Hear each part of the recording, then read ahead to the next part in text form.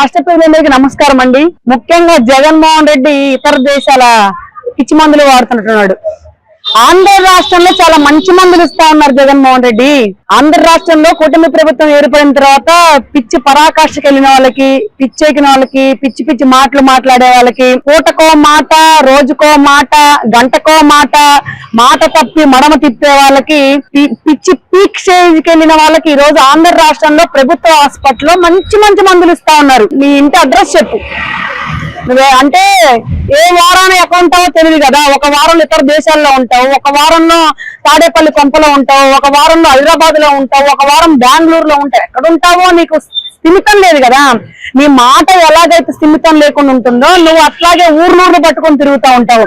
ఈ రోజు మాట్లాడిన మాట రేపు మాట్లాడవు, ఇవాళ చెప్పిన మాట రేపు చెప్పు. అంటే నీకు గుర్తుండదో, బహుశా అప్పటికప్పుడు ఏం మాట్లాడాలి కదా అది మాట్లాడాలనుకుంటావో ఏమో మరి మనకు తెలియదు. కానీ అలాగే నువ్వు ఊర్లూరు తిరుగుతూ ఉంటావు, మాటలు మార్చిన రీతిలో ఊర్లు మారుస్తూ ఉంటావు.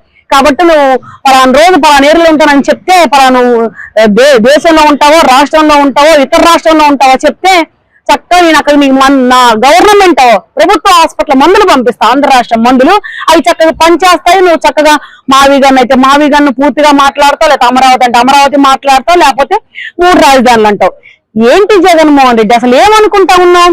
ఆనాడు అధికారంలోకి రావడం కోసం అమరావతిని రాజధాని చేస్తాను, అమరావతిని రాజధాని చేస్తాను, అమరావతి రైతులకి పట్టం కట్టిస్తాను, అమరావతి రైతులు నెత్తిన పెట్టుకుంటాను, అమరావతి రైతులకి ఆరదులు పడతాను, అమరావతి రైతులు తీర్చిదిద్దుతాను, భావితరాల భవిష్యత్తు బిడ్డల్ని ఎక్కడికో ఉంచుతాను, మీ జీవితాలు మారిపోతాయి, మీకు వేల కోట్లు వచ్చి మీ ఇంట్లో పడిపోతాయని చెప్పిన మాటలకి నిన్ను నమ్మి ఓట్లేశారు. నువ్వు గెలిచావు.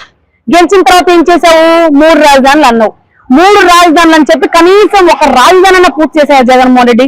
5 సంవత్సరాలు ఉన్నావు కదా, కొన్ని లక్షల కోట్లు అప్పు చేసావు ఆంధ్ర రాష్ట్రం. మరి దేనికి చేసావో తెలియదు, ఏం ఉద్ధరించావో తెలియదు, ఏం ఒరగబొచ్చావో తెలియదు, ఏమి బట్టగట్టావో కూడా తెలియదు ఆంధ్ర రాష్ట్రంలో. కానీ కోట్ల రూపాయలు అప్పులు చేసావు నీ స్కాములకి, నీ భూ కబ్జాలకి, నీ తిరగడానికి, నీ విలాసాలకి.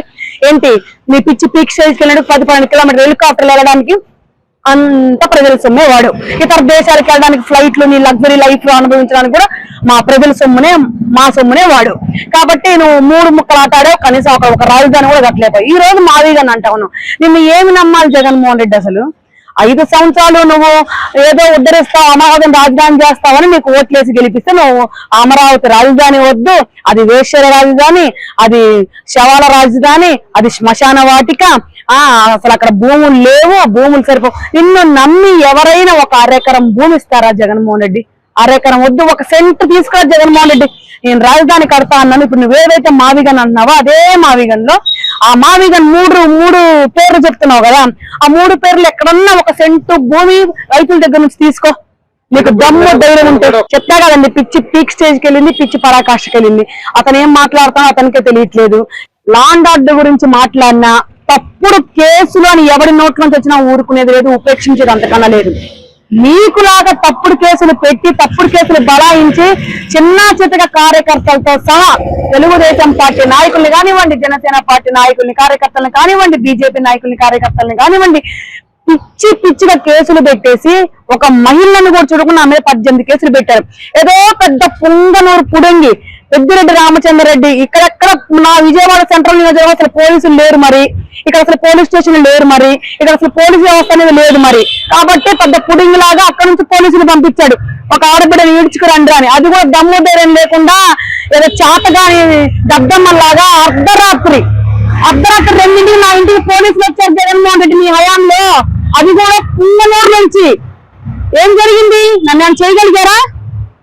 నన్ను తీసుకెళ్ళగలిగారా? నిన్ను ప్రశ్నిస్తే కేసులు పెడతారు. ఇప్పుడు నీ పెద్దిరెడ్డి రామచంద్రరావు గురించి ప్రెస్ మీట్ పెడితే ఏంటి అర్ధరాత్రి తీసుకెళ్తారా? నా ఒంటి మీద చెయ్యి పడాల్సింది, అప్పుడు చెప్పేదాన్ని ఒక్కొక్కరు తడాక ఏంటో తాట తీసి వదిలేసేదాన్ని అనుకున్నా ఉన్నారేమో. ఒక బీసీ బిడ్డనయ్యా, ఒక యాదవ కుటుంబంలో పుట్టిన దాన్ని, నీతి నిజాయితీగా బతికేదాన్ని, తప్పుగా చూపించేదాన్ని మీరు అర్ధరాత్రి పోలీసులు వస్తారా? ఈ రోజు లా అండ్ ఆర్డర్ చాలా సక్రమంగా పనిచేస్తా ఉంది. నా పని చేయట్లేదని నువ్వు అంటున్నావు చూసావా? నిజంగానే పని చేయట్లేదు జగన్మోహన్ రెడ్డి. నువ్వు చేసిన అరాచకాలకి, నువ్వు చేసిన దోపిడీలకి, నువ్వు చేసిన దౌర్జన్యాలకి నిన్ను ఈడ్చుకెళ్లి బొక్కలో పెట్టాలి. జంగిల్ రాజ్యాన్ని నడిపించింది గత 5 సంవత్సరాలు జగన్మోహన్ రెడ్డి. రాజారెడ్డి రాజ్యాంగాన్ని నడిపించింది గత 5 సంవత్సరాలు జగన్మోహన్ రెడ్డి. రౌడీ రాజకీయాలు నేర్పించింది జగన్మోహన్ రెడ్డి. గూండాల్ని రౌడీల్ని కత్తులతో పొడుచుకునే వాళ్ళని, గొడ్డలతో నరుక్కునే వాళ్ళని పెంచి పోషించి ఈ రోజు ఆంధ్ర రాష్ట్రంలో అలాంటివి ఏమీ లేకుండా చేశారు ఈ రోజు కూటమి ప్రభుత్వం. అలాంటి వాళ్ళందరూ పెంచి పోషించింది, చిన్న మొక్కని పెద్ద మానిగా చేసింది జగన్మోహన్ రెడ్డి. ఎక్కడ కబ్జాలు, భూస్కాములు, ఎక్కడ పడితే ఆడబిడ్డలను దాచుకోవటాలు, ఎక్కడ పడితే ఆడబిడ్డల శీలాలు కూడా దోచుకోండి ప్రభుత్వం ఏదైనా ఉన్నట్టు గత 5 సంవత్సరాలు జగన్మోహన్ రెడ్డిది. ఎవరి గురించో నువ్వు మా గురించి ఎవరికో చెప్పాలి. నువ్వు ఈ రోజు ఆంధ్ర రాష్ట్రంలో ప్రెస్ మీట్ పెడితే యావత్ భారతదేశం మొత్తం చూసి తూ అంటావు జగన్మోహన్ రెడ్డి. అంతకన్నా ఏం కావాలి? ఇకనన్నా మార్క్ జగన్మోహన్ రెడ్డి, లేకపోతే నువ్వు నీ కనీసం నీ నియోజకవర్గం ప్రజలు కూడా నీకు ఓటేరు, రానున్న రోజుల్లో చిత్తుగా ఓడిపోతావు.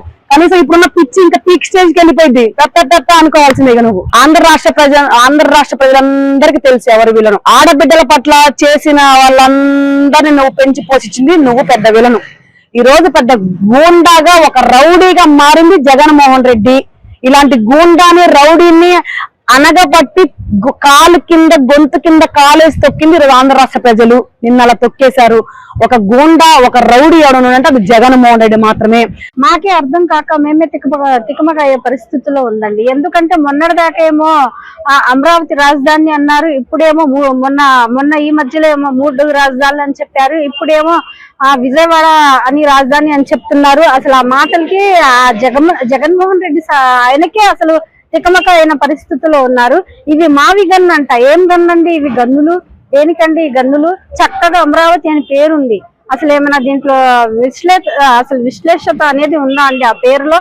చిన్న పిల్లలకు అడిగినా కూడా చెప్తారు మావిగన్ బాగుందా, అమరావతి బాగుందా అంటే బుక్స్ లో కూడా ఉంది. పిల్లలు స్పష్టంగా చెప్తున్నారు అమరావతి రాజధాని అని. ఆయనకైతే తికమక అయిందండి, బ్రెయిన్ అయితే తికమక అయి పడిపోయి ఆయనకి నిజంగా హాస్పిటల్లో చూపించే పరిస్థితికి వచ్చింది ఆయనకి. ఇంకా ముందుంటే ఏం చెప్తారో మాకే భయంగా ఉంది. అసలు ఏమో మాకు కూడా పిచ్చెక్కేలాగుంది ఆయన మాటలకి. అసలు ఈ మాటలు ఆ మాటలు, అక్కడ రాజధాని ఇక్కడ రాజధాని, అందరు జనాలకి మెంటల్ వచ్చేస్తుంది. ఊటకాలన్నీ అంటే జనాలు భూత వైద్యుడు ఎలాగైతే చెప్తా ఉంటాడో ఆ మాటలు నేర్చుకున్నట్టుగా ఉన్నాడు జగన్మోహన్ రెడ్డి. ఈయన మాటలను చెప్పే మాటలు ప్రజలు ఎవరు నమ్ముతారు? ఎందుకంటే ఆయన 2019లో అధికారంలోకి వచ్చిన తర్వాత ఆయన చెప్పిన మాటలు ఏంటి? ఒక రాజధాని అనేది 33,000 ఎకరాలు ఉండాలి, అది కూడా విజయవాడ గుంటూరు మధ్యలోనే ఉంటే బాగుంటుందని అన్నాడు ఆయనే. మరి అధికారంలోకి వచ్చిన తర్వాత ఆయన ఏం చేశాడు? 3 రాజధానులు అన్నాడు. 3 రాజధానులు కట్టాలంటే ఎక్కడైనా కనీసం ఒక శిలాపాలకమైన ఒక రాయేసావా? నువ్వే ఎక్కడ 3 రాజధానులు ఎక్కడ కట్టావు? ప్రజల్ని నేను ఎందుకు నమ్ముతారు? ఈ రోజు మళ్ళీ మావిగాన్ అంట, మావిగాన్ అని చెప్పి మళ్ళీ మభ్య పెడతాను. జనాలు నమ్మే పరిస్థితి లేదు. ఎందుకంటే ఆయన ఈ 11 సీట్లకే పరిమితి చేశారు ప్రజలు.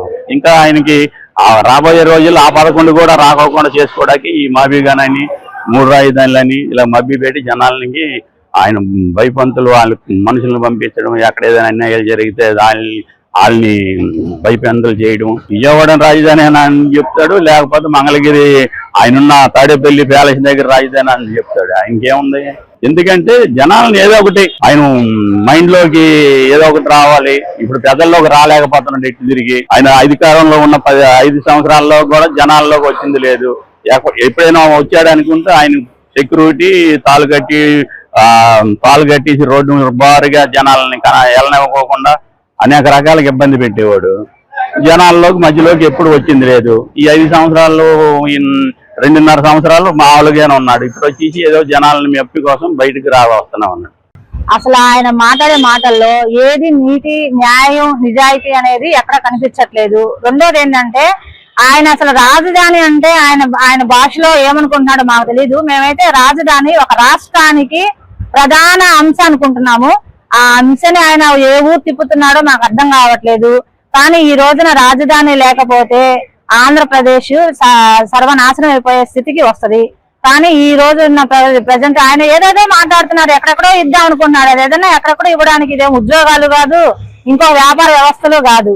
ఇది ఒక ఏపీ రాష్ట్రానికి ఒక ముఖ్యమైన కీలకమైనది మనం చెప్పుకోవాలి ఈ రోజున. అంటే ఆయన భాష మీద, ఆయన జ్ఞానం మీద ఆయనకి ఒక క్లారిటీ లేదని చెప్పుకోవాలి మనం. ప్రజల కోసం అవకాశవాదిగా మారుతున్నాడు ఆయన. నిన్నగాక మొన్న వాళ్ళ అంతా కూడా వెళ్ళారు అమరావతికి, కానీ అమరావతి ప్రజలు కూడా వాళ్ళని వ్యతిరేకించి ఒక సన్మానం లాగా ట్రీట్ చేశారు. అది గొప్పతనం నేను చెప్పుకోవట్లేదు, కానీ ఒక జగన్ గారు మాత్రం రాష్ట్ర రాజధాని గురించి మాట్లాడే అర్హత కోల్పోయాడని మాత్రం నేను అనుకుంటున్నాను. ఈ రాజకీయ పరిస్థితులు ఎలా ఉన్నాయంటే మనకి ఎందుకురా బాబు గిచ్చిలు చూసిన తర్వాత నేను అసలు డెవలప్మెంట్ ఏంటి, ఈ స్టేట్ ఏం చేస్తుంది, ఆ ముఖ్యమంత్రి ఏం చేస్తుంది కట్టండి. జనాలు ఈ రోజు కాస్త కూస్తో ఆలోచించగలరు. నాకు ఓటేంటంటే ఓటేసే పరిస్థితి ఈ రోజు ఎవ్వడికి లేదు. ఇదన్నా సరే రేపు ఇదన్నా సరే అలా చెప్పకూడదు. మరి మాకే చెయ్యండి, మాకు ఓటీసీ లాగా ఉంటే మావి అయితే మాకే ఇయ్యండి, లేకపోతే అమరావతికి ఏంటి అని మాత్రం చెప్పకూడదు. చెప్పే పరిస్థితి ఒక నిజమైన నాయకుడు అయితే అలా చెప్పడు. ఇంకా ఈ ప్రశ్నలు వస్తున్నాయంటే నిజంగా దురదృష్టకరమైన. ఇప్పటికే 10 ఏళ్ళు నాశనం చేసుకున్నాం, ఇంకా నాశనం చేసుకోవాలంటే మనం పేదవాళ్ళు ఇంకోళ్ళు ఉందండి. నిజంగా చెబుతున్నా, అందరు ఇంక్లూడింగ్ నాతో కూడా అనుకుంటాను. అందరిని తిట్టట్లే కాదు, మళ్ళీ తప్పుగా అనుకుంటారేమో, నేను చెబుతున్నానండి. ఇంకా మనం ప్రజలు ఇంకా మేలుకోకపోతే మనం ఇంకా ఎక్కడ ఉండాలో అక్కడే ఉంటాం. అది ఒక పిచ్చి మాటేనండి. పిచ్చి వాళ్ళ చేతిలో రాయిస్తే ఎలా ఉంటుందో వాళ్ళకి ఒక 5 సంవత్సరాలు గవర్నమెంట్ పరిపాలన ఇచ్చి నిజంగా మన ఆంధ్ర ప్రజలు చాలా తప్పు చేశారు. అదే జరుగుతుంది. ఇంకా వాళ్ళ నోర్లు అలా లెగుస్తున్నాయి అంటే ఏంటనేది వాళ్ళే ఆలోచించుకోవాలి, ప్రజలు ఆలోచించుకోవాలి. ఇంతకన్నా దరిద్రం ఇంకా ఎక్కడా ఉండదండి నిజంగా. ఆ విధంగా అసలు వాళ్ళని ఏమనాలో కూడా మనం వాళ్ళ రాగా మాట్లాడలేము. సరే, ఆయనకంటూ ఒక ఇదేమన్నా ఉంటే ఆయన ఆన్సర్ చేయగలరండి. అసలు ఆయనకి కామన్ మ్యాన్ కున్న ఇది కూడా ఆయనకి లేదండి. నేనేదంటే అదే నాకు నా తరపున ఉన్నాళ్ళు, నా సపోర్ట్ చేసేవాళ్ళు నేను అన్నది చేస్తారు. ఆ మూర్ఖంతోనే ఆయన ఉన్నాడండి. అంతకు తప్పితే ఆయనకి సబ్జెక్ట్ ఉందని కానీ అది అంటే మన పిచ్చి, మన భ్రమ అండి. అమరావతి ముందు నుంచి అంటారు కాబట్టి అమరావతి ఉంటే బాగుంటది. ఇప్పుడు ఒక మనిషి ఒకటి చెప్పారంటే దానికి స్టాండ్ అయి ఉండాలండి. రేపు ఇది చేస్తాను, 3 రాజధానులు ఏదో ఒకటి స్టెబుల్ అయితే మనిషి మీద నమ్మకం ఉంటది. కానీ అది చేస్తాను, ఇది చేస్తాను. ఇప్పుడు చంద్రబాబు నాయుడు వచ్చారు, అమరావతి అన్నారు, అమరావతి స్టాండ్ అయ్యారు. ఆయన 2014లో కూడా అమరావతి స్టాండ్ అయ్యారు, ఇప్పుడు కూడా స్టాండ్ అయ్యారు. ఆ విధంగా పోవాలి కానండి. ఇంకా అంతకన్నా మనం ఏం చెప్తాం. ప్రజలు సార్ ఎవరు ఒపీనియన్ వాళ్ళది ఉంది సార్. ప్రజలు కూడా ఇప్పుడు అంతా ఎడ్యుకేటెడ్ ఉన్నారు, అంతా కూడా ఇది అనుకుంటారు డెవలప్ అవ్వాలి. ఇప్పుడు ప్రతి వాళ్ళు ఇప్పుడు ఫ్యామిలీ అవనివ్వండి, పిల్లలు అవనివ్వండి, అంతా కూడా ఏమనుకుంటారు, డెవలప్ అవుతే బాగుంటది, మన స్టేట్ కూడా డెవలప్ అవ్వాలి. స్టేట్ డెవలప్ అయిందంటే మన కంట్రీలో ఒక పేరు ఉంటది.